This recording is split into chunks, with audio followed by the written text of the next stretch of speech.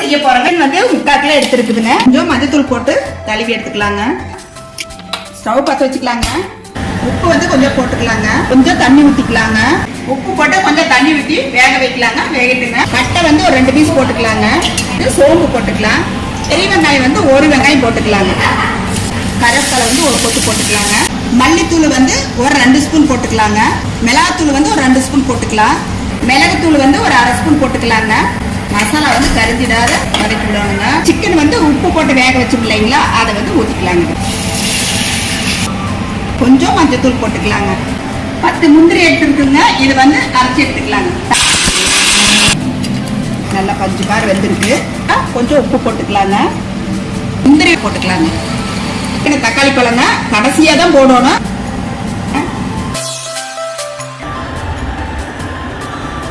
சூப்பரா இருக்குதுங்க. நன்றிங்க.